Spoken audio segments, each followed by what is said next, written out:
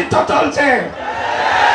আমার ভাইয়েরা রক্ত দিয়েছে একটি বৈষম্যহীন রাষ্ট্রের জন্য, সেখানে এখনো দেখা যাচ্ছে বৈষম্য চলমান, চাকরিতে বৈষম্য চলমান। এখনো আমাদের বেকার ভাইয়েরা চাকরির জন্য হন্য হয়ে ঘুরছে, এখনো আমাদের নিয়োগ বিজ্ঞপ্তি হচ্ছে না। দেখা যাচ্ছে সচিবালয়ে সচিব নিয়োগ দিতে, পিসি নিয়োগ দিতে অভিযোগ আসছে। আমাদের ভাইয়েরা এর জন্য রক্ত দেয় নাই।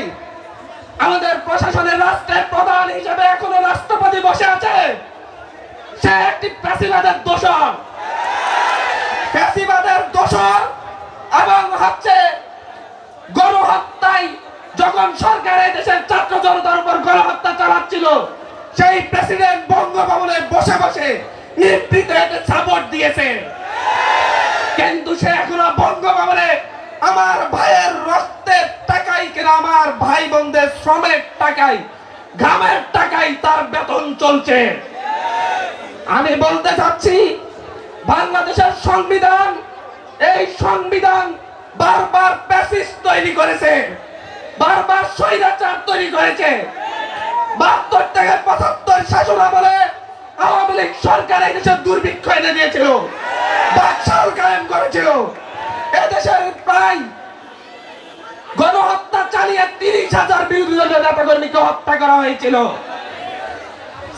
তারপরে ৯৬-তে এসে বাবার কৃতকর্মের জন্য ক্ষমা চেয়ে শেখ হাসিনা আবার নির্বাচন করেছিল। আবারও ২০১৮ থেকে ২০২৪ সাল পর্যন্ত এদেশের মানুষকে হত্যা করে, এদেশের মানুষকে খুন করে, এদেশের মানুষকে গুম করে আবার ক্ষমতাকে দীর্ঘস্থায়ী করতে চাইছিল।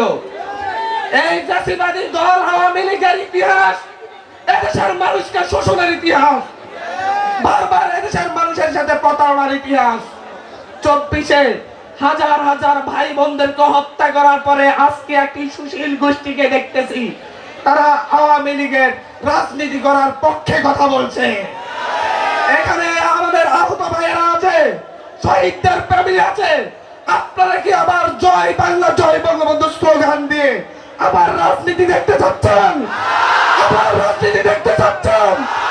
যে সকল সুশীলেরা, যে সকল রাজনৈতিক পান্ডারা এখনো আওয়ামী লীগের রাজনীতির পক্ষে কথা বলে, তাদেরকে প্রতিরোধ শহীদের ফ্যামিলি করবে, তাদেরকে প্রতিরোধ এক পা না থাকা আহত ভাইয়েরা করবে।